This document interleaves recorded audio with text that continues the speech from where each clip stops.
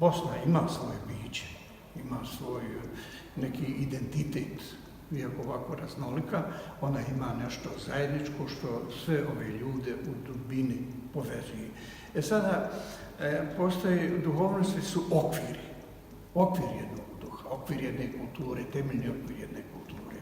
Sad oni temeljni ti okviri koji su stvorili Bosnu, koji su stvorili duhovno biće Bosne, svakako je franjevačka duhovnost s jedne strane, to je što ste spomenuli ovdje sufijsku duhovnost u islamu. Ja bih ovdje još dodao bektašije, koji su jako puno bili prisutni u Bosni i razvijali su to vrhunsku duhovnost.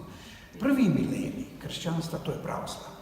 Nastalo je doživljaja da raspeti Isus živi, da je otišao na nebeski, božanski. I to je dominantno. Dakle, u pravoslavlju sve što je vrijedno, to je platonski u nebu, u idejama, u uzvišenosti. Isus je sam božanski, zaboravljena je Isusova ljudska dimenzija. Vidite, te vrednote, to pokreće drugi milenij. Otkriva se znanost, otkriva se priroda, pokreće se humanizam, pokreće se renesansa, dolazi do eksplozije. I vidite, ti prvi franjevci, oni su ovi bili zapaljeni. To je bila moćna duhovnost. I ti franjevci dolaze ovdje kao inkvizitori u Bosnu, ali oni nisu bili inkvizitori, nego naprotiv, vodeća duhovnost ondašnjega doba. I oni dolaze ovdje u Bosnu i unose u ovu Bosnu najsnažniju duhovnu dinamiku u Evropi. Vidite, kad govorimo o duhovnosti, onda je u religijama vrlo bitno razlikovati šta je to srž duhovnosti, a šta je sama religija. Religija sva živi od vjere. Vjera je iskustvo čovjekova susreta s Bogom. To je najjače iskustvo koje može čovjeka preokrenuti.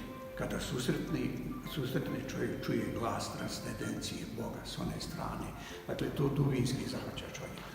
U biti religija, dakle prije svega, živi od vjere.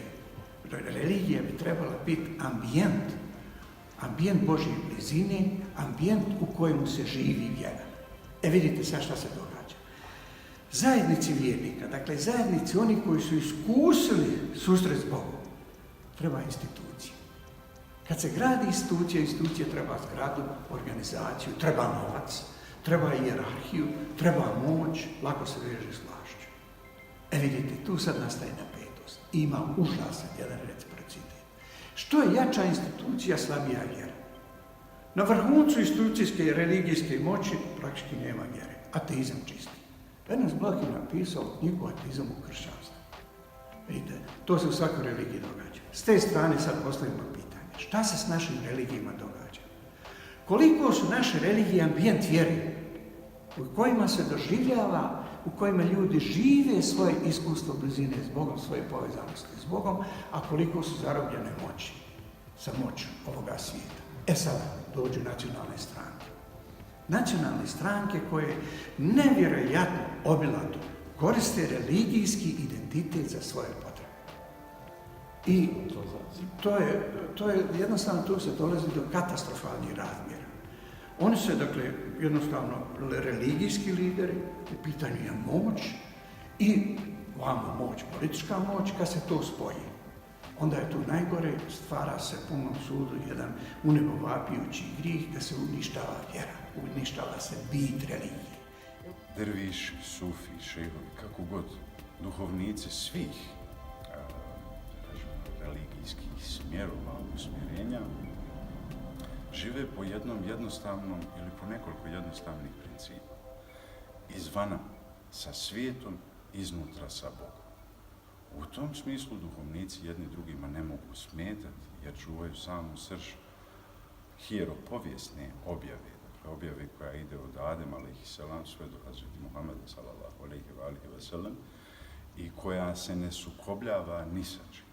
Vrijeme i prostor posmatramo u kontekstu hijeropovijesti i hieroprostora, dakle svetopovijesti i svetoprostora.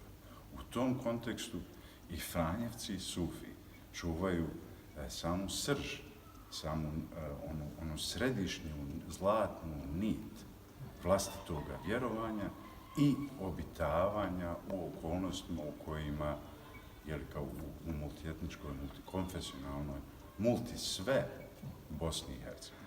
Religijsko je iznimno štetno.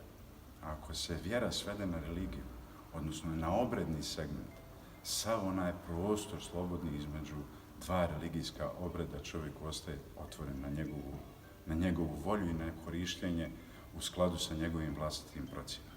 Ali ako vjerujemo zaista, onda je to sveobuhvatan sistem življenja, svjetonazora i vjeronazora koji ne ostavlja čovjeku previše prostora za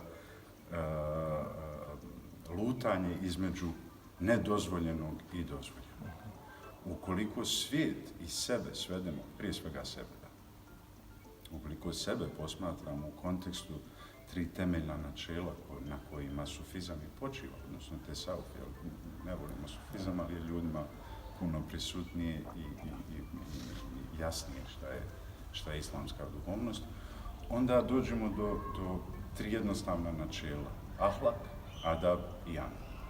Ahlak je lijep odgoj, adab je lijepo ponašanje i amel je lijepo djelo. Ako se iz te perspektive nastupa, razmišlja, govori, djeluje, onda nema prostora za loša djela, za loša ponašanja, za loša razmišljanja, niti za loša vjerovanja. Mi smo vrata svojih tekija, znate, od 2002. godine otvorili svim ljudima dobre volje, čak ne treba niko nikoga ni da zove tekije, zato i nemaju munare, jer se u tekije ne zove, u tekije se dolazi sam. Nažalost, mi živimo u okruženju u kojem je sve komercijalizirano i instrumentalizirano za potrebe jednog političkog sistema koji ne skrbi ništa dobro sam po sebi, niti može kao takav izroditi bilo šta dobro. Ono što propagiramo, što ako hoćete da budem kolokvijalan, propovijedamo svi duhovnici, i pravoslavni, i katolički, i islamski, i jevrejski, i duhovnici, bez obzira na svoju vjersku pozadinu, jeste život, a ne suživot. Ne tolerancija, nego življenje u skladu sa vremenom i prostorom, življenje sa komšijama i susjedima. Tolerancija je također štetna riječ koja kod nas ima jedan pozitivni prisut. Tolerare znači trpiti.